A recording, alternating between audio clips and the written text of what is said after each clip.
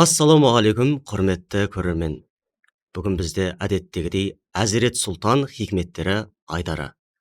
Оның жүргізушісі мен, Нұрбек Нұржанұлы. Өздеріңізге белгілі, бүгін бізде қонақта жазушы, ғалым, профессор Мұхитдин Исаұлы. Аға, студиямызға қош келдіңіз. Біз алдыңғы шумақта 11-ші шумақты айттық, енді 12-ші шумақ. 12 шумақты бізге тәпсірлеп, мән мағынасын ашып берсеңіз, аға. Ассалаумағалейкум, бисмилля, Аллахумма салли ала сейдина Мұхаммад. Өткен 11-ші шумақта я дариға деген айтқанбыз да. Махаббатының жамыны ішмей дейді, яғни ғашықтықтың шарабын ішпей, ғашықтың шарабын ішудің орнына бұл туралы біраз қозғағанбыз. Сөйтіп былай жалпы дүниеліктен, бала шағамнан, андан-мындан өмірлік тіршілік дейді, күйкі тіршілік дейді. Күйкі тіршіліктен арылмай жүріп алдым дейді да. Енді бала шағарау деген, бала шаға қарамау керек пе деген мәселе емес. Бұл жерде жүрегіңмен, жан жүрегіңмен Аллаға берілу мәселесін айтады да. Яғни сопылықты айтады. Халықтың арасында халықпен бірге деп айтады да. Енді халықтың арасында жүресің, бала шағаң арасында жүресің, бірақ халықпен, жаратушымен бірге болу керек дейді. Соны жасамадым дейді де. Енді Қожа Ахмет Халықтың бір атты Құдай деп айтатын соны ғой. Қожа Ахмет Яссауи бабамыздың жаңағыдай енді өзі жастайынан дінге бет бұрып сондай болған ғой, жастайынан мысалы. Бірақ дей тұрсақ та, бұл жерде өзінің деңгейін айтып отыр да. Әркім өзінің деңгейін айтады да, мысалы. Пайғамбар саллаллаху алейхи вассалам мысалға мен күнде 70 мәрте немесе 100 мәрте истихфар айтамын, Аллаға тәубе етемін дейді. Бірақ оны истихфар ететіндей Пайғамбар саллаллаху алейхи вассаламның бір күнәсі жоқ қой, мысалға тәубе ететіндей күнәсі жоқ қой. Бірақ ол бір жағынан бізге үйрету үшін Пайғамбар саллаллаху алейхи вассалам айтып отыр жаңағыдай. Екіншіден, Пайғамбар саллаллаху алейхи вассалам кешегі көрген өзінің дәрежесін көріп, бүгінгі өскен дәрежесімен салыстырған уақытта кешегі төмен екендігін көріп, содан Алла тағаланың алдында құзырында ұялып, содан истихфар етеді дейді да, кешегі істегеніме лайықты істемеппін ғой деп. Сонда әрқашан, яғни тағы мынандай сөз бар, күні бірдейдің халі мүшкіл деп та, яғни екі күннің бір болғаны халі мүшкіл дейді да. Адам әр күн өсіп отыру керек, өркендеп отыру керек та, күні. Бір күні бірдей болып, екі күннің бәрі бірдей болмау керек та. Бүгіні ертеңінен жақсырақ болу керек, ертеңін одан алдыңғы күннен жақсырақ болу керек та. Әр күн сайын өсіп дамып отыру керек та. Қазақта сөз бар ғой, жаңа ақпаған су ойламаған ми сасиды деп айтады. Сондықтан адам өзі күнде өркендеп, өсіріп, өз-өзін дамытып отырмаса, біркелкі өмір адамды жалықтырып жібереді да. Біркелкі. Мысалы бір жерде мұғалім болып істейсің, мысалға, делік. Жылдар бойы сол бір сабақтан бере бересің да. Соны қайтай бересің жылда. Басқа ешнәрсе жасамайсың да. Сондықтан мынау бізде де, елде де мұғалімдердің өздерінің жаңағындай жетілдіруін деп арнайы бір сабақтар беріп жатады ғой. Соның барлығы керек дүние. Одан бөлек те адамның өзі күнделік жасап жатқан істерінің барлығы екінші күн бір-біріне ұқсамай ары қарай өсіп отыру керек та. Міне сол секілді де Қожа Ахмет Яссауи бабамыз да өзінің жасағанына қанағаттанбай отыр да. Мәселесі ол қанағаттанбауында. Енді жаңасында сонда айтады, келесі 12-ші шумағында, иманымға жаңғал ұрып қылды гамнақ, пері маған қазір тұрып саштым тірек. Şeytan lağın belden kaçıp gitti, bir bak, bilhamdülillah, nuru iman etti mene дейді.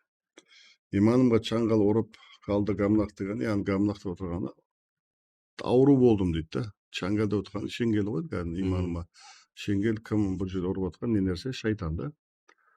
Яғни мен өз-өзіме лайық болмағандықтан Пайғамбар саллаллаху алейхи екі нәрсе дейді ғой, адамның өмірі бос, біреуі жаңағындай уақытының бос болуы.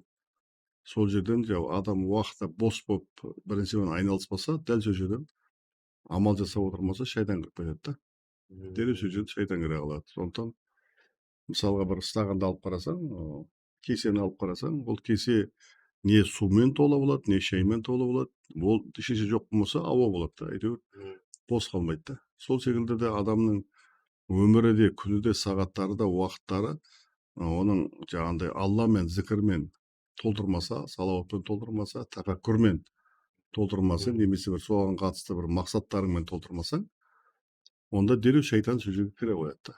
Яғни сенің күнделікті өзіңнің өміріңнің мақсаттары болу керек та.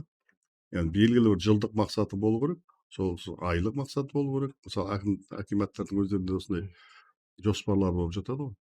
Сонда ешқандай нәрсені бос қалдырмай, соның сол жердің бәрін толтырып отыру керек та. Сондықтан сопылықта да олардың жаңағы ует дейді, зікір дейді, әурат зікір дейді, сопылықта да бар да.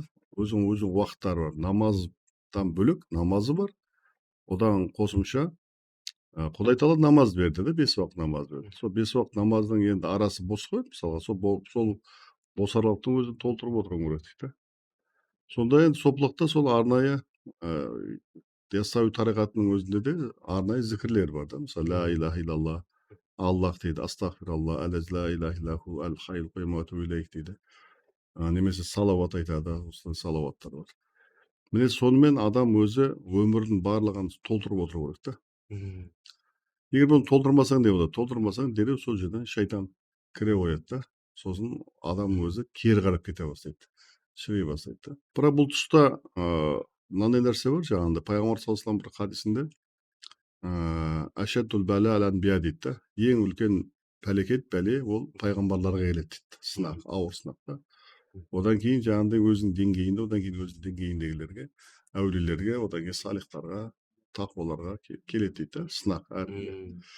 Сондықтан ендеше пайғамбарларға ең үлкен сынақ, ауыр сынақ соларға келеді. Мысалы Хазіреті Аюб пайғамбардың мысалы қиналып сынақ, аурумен сыналғаны деген секілді. Сондай бір нәрселер міндетті түрде құрттап кетіп жаңағы тіліне келді деп арабине масалан турвантар хамаран құрттаған уақытта кәдімгі құрт емес енді. Кәдімгі былай қарағанда вирус сияқты. Сондай нәрседе соның барлығына шыдағаны мысалға. Міне одан кейінгі дәреже әулиелерге келеді. Мысалы халифаларға келді. Мысалы Хазіреті Абу Бакр, Хазіреті Омар, Хазіреті Осман, Хазіреті Али, мысалы Хазіреті Әлілер шейіт етілді, басқа қылды мысалы. Сол секілді кейінен де осылай әулие кісілерге келеді да. Сондықтан Қожа Ахмет Яссауи бабамыз ол әзірет сұлтан болғаннан кейін, әулиелердің сұлтаны болғаннан кейін оған тиісетін шайтандармен біз сияқты қарапайым адамдардың тиісетін шайтандардың арасы аспан мен жердей болады да. Яғни сен күшейген сайын дұшпаның да күшейеді. Дұшпаның да күшейеді, шайтаның да күшейеді. Ал енді сен әлсіресеңше, бірақ олар әлсірмейді, олар да сол күшейген күйі қалып қояды да. Самал әлсіреп қалатын болса, олар ылғи да күшейіп тұрады да. Сондықтан сол бұл не үшін Құдай тағала берді десе, бұл сол арқылы адам өзі имани иммунитетін күшейтеді да. Сол шайтанның күшею, сен де күшейесің, ол да күшейеді, сен де күшейесің, ол да күшейеді. Сөйтіп имани иммунитет күшейеді. Осы Яссауи иманға чаңғыл ұрып қылды гамда, осы мен бір дертке ұшырадым дейді да. Яғни ол маған шеңгелін тырнағын батырды шайтан. Сөйтіп менде бір дерт пайда болды дейді. Расында да ол бұлардың дерттері бөлек, біздің дерттеріміз мүлдем бөлек та. Адамда егер мысалы шамалы бір күнә жасаса, басқа қылса, тіпті ұсақ күнә жасағанның өзі егер жиналып оның өзі бір үлкен күнә сияқты бір салмағы сондай болады да. Сондықтан адам баласы шайтан кейде тиіскен уақытта кәдімгідей ауырып қалады да. Кәдімгі бір рухани бір дертке ұшырайды. Рухани дертке ұшырайды дегенде намазыңды оқисың, бірақ одан ешқандай да бір ләззат алмайсың. Аллаға деген бір жақындық сезбейсің. Ораза ұстайсың, бір одан да бір сезім болмайды. Құраныңды оқисың, әрі оқисың, бері оқисың, бірақ одан да бір сезім болмайды. Бір қалай бір кітаптарды оқисың, сол сияқты бір кітапты оқыған сияқты сондай бір сезімдер пайда болады да мысалға да. Ол неге? Өйткені адамның жүрегінде бір сол рухани дерт бар, дерт болады да. Яғни ол шайтандар келіп сен күнә жасатады, басқа қылады, сөйтіп адамның жүрегі кейде байқамаса өліп қалатын бар да. Оны өлі жүрек деп айтады да. Не бір тірі адамдар бар, өлі сияқты, не бір өлі адамдар бар, тірі сияқты. Сондықтан былай қарасаң, тірі жүрген адам, оны қазақ айтады, кеудесінде жаны бар байғұс қой деп айтады да. Әйтеуір кеудесінде байғұс тірі жүр ғой шыбын жаны бар деп айтады да. Иә. Құдай енді сөйтіп қойса қайтесің деп айтады да. Сондықтан бұндай адамдар қажылыққа 100 рет барса да оның жүрегіне ешқандай да бір саңлау түспейді да. Сол күйінде сол жүрген күйінде сол жүре береді да. Былай қарағанда ол үшін дін, ол үшін оқитын намаз, ол үшін оқылатын Құран, ол үшін тарауыптар, оған бір былай қарағанда бір не сияқты болып қалады да. Бір армияда жүресің, мысалы армияда өзің уставы болады да яғни. Сол уставпен жүресің. Уставпен жүресің. Оқы деген оқисың, жатта деген жаттайсың. Болды да сонымен да. Нарядқа тұр десе нарядқа тұр дейді, тұрасың, сондай болады. Сол сияқты да бұл өмірде де сондай, кейде адам бұндай дертке ұшыраған уақытта сол кәдімгідей елмен бірге қажылыққа да барасың. Жаңағындай тауап та жасайсың. Кағбада тауап етіп жүріп, тікелей эфирге шығып, жаңағындай мінекей мен Кағбаны тауап етіп жатырмын, құрметті қазақ халқым. Мінекей мен осындай дәрежедемін деп те айтасың мысалға да. Бірақ оның саған пайдасы болмайды да. Өйткені сенің жүрегің өліп қалғанда. Пайғамбар саллаллаху хадисінде бар, жаңағыдай небір намаз оқығандар бар, оның оқығандары тек шаршау ғана дейді. Небір ораза ұстағандар бар, оның тек аштық қана дейді. Енді құлшылығын орындап жүрген адам ретінде саналамыз да. Бірақ негізі алла тағаланың өзінің бізге берген негізгі мақсат, сол Құдай Аллаға жақындау ғой енді. Сол жағын біз жоғалтып алып, жүректе бір дерт пайда болады да. Ол ниеттің ауысып кетуі ғой, мысалы алла бір жаңағы көрерменге жаңағы қажылығымды көрсету, я болмаса мен ораза ұстап жүрмін дегенді айту, болмаса намаз оқимын дегенді айту деген сияқты, иә. Ниетке байланысты. Енді былай қарағанда енді сол ғой, ниетке байланысты. Bir күні ниетің тура болып жүрсе де, мысалға енді бір сен ғалым адамсың дейікші, мысалға сен ғалым адамсың, жұртқа уағыз айтасың, жаңағындай қажылыққа адам апарасың. Бірақ сөйтіп жүріп жүрегің өліп қалады. Ол жүректің өлуіне, оның ниетің өзгермейді, одан ниетің де өзгеру шарт емес қой. жүректің өлуіне не Ниетің дұрыс, себепші? былай қарағанда дұрыс. Жұрттың бәрі сенімен бірге суретке түсіп те жүр. Ұстаз деп сенен сұраққа не алып, қанағаттандым сіздің арқаңызда, намазға бастап кеттім деп айтады да. Бірақ сен ол сияқты намаз оқи алмайсың да. Оған не себеп болуы мүмкін? Мысалы, әдетте Құран оқимын, мысалы, я болмаса құлшылық орындап жүремін деген секілді, уағыз тыңдаймын деген секілді. Енді оңай осы жерде кім айтты? Ясауи бабам айтты. Имамға жаңғал ұрып қалды гамлақ дейді. Яғни шайтан келіп, шайтан адамның жүрегінде латифа деген болады дейді. Сопылар айтады. Латифа деп отқанда жүрегіндегі локаторлар болады да. Локаторлар. Нейрондар ма? Өзінің нейрондарды локатор. Сол ар жақтан тартады. Спутниктен тартқан секілді, кейде шайтандан тартады, кейде періштелерден тартады. Сол жерге жаңағыдай шайтандар кіреді ғой. Кодын бұзып кіреді. Сөйтеді, сол жерден уәсуәсе жібереді. Бір әртүрлі андай бір нелерді жібереді, сигналдарды жібереді. Сол сигналдарды жібере, сен өзіңнің жүрегінің өліп қалғанын байқамай қаласың да. Yani тіпті бір күнә да жасамауың мүмкін, арақ та ішпейсің. Былай қарасаң темекі де шекпейсің, әдемісің да. Қажылар қажылыққа апарып жүрген адамдарды. Өткенде біреу бір қажымен әңгімелесіп қалды. Жаңағы сол қажы мынау неде отырмыз? Минада. Минада түнде сөйлесіп отырмыз. Сонда қажы айтып жатыр, өзінде бір қажы жігіт. Айтады, енді осы мен бірнеше рет келдім, әр келгенімде бірінші рет келгендей сезім болады деп айтып жатыр да, жаңағыдай жылағанын айтып жатыр. Пайғамбарымыздың түсінде көргенін айтып жатыр, сөйтіп жатыр да. Кағбаны айналып жүрген уақытта жаңағыдай Кағба туралы бір өзінің нелерін айтып жатыр да, сезімдерін. Сонда жаңағы үшінші қажы оянып кетті да. Мен 7 жылдан бері адам алып келемін дейді да, осыға да. Қажыларды алып келемін. Бірақ бірде бір рет сен сияқты бір Кабанын алдында туруп жылаган да эмесмин, сезген да эмесмин дейт. Кабанын алдында турганда бир гыймараттын алдында турганымды гана билем, одан башка эч нерсени сезбейм дейт. Жалпы Мәдинага барганда да мен жай гана бир адамдарды бир Дубайга барган секилди барып пайдам болду дейт. Мен билем, кулчулугумду орундай дейт да. Былай карасаң такып адам, өзү убагышчы, сондай адам да. Бирок болой. Сонда неге? Өйткені сол адам өзі күнә жасамаса да шайтан осылай адамға шеңгелдеп тұр ғой, өзінің шеңгелін тырнағын салып жібереді, тырнағын батырады. Бұлар тырнағын батырады деген уақытта уын шашып береді. уын шашып береді ғой, уын шашып береді. Сол вирусын тастайды да. Ол вирусын жүрекке тастайды да. Сөйтіп сен бір коронавирус ауыру секілді бір ауруға айналасың да. Сезбейсің, ешнәрсе сезбейсің, байқамайсың. Сондықтан бұл жерде Яссауи бабамыз сол шайтанға қарсы күрескендігі туралы бұл да бір дертке ұшырағанын айтады да, бірақ оның дерті бөлек дерт та олардікі да. Ол сезбей қалу емес, оныкі бөлек та. Сонда Дәрежесіне қарай дәрежесіне қарай айтып өзгереді. Дәрежесіне қарай. Өйткені Алла тағала өзінің әулие кісілерінің дәрежесін көтеру үшін осындай сынақтар беріп отырады да.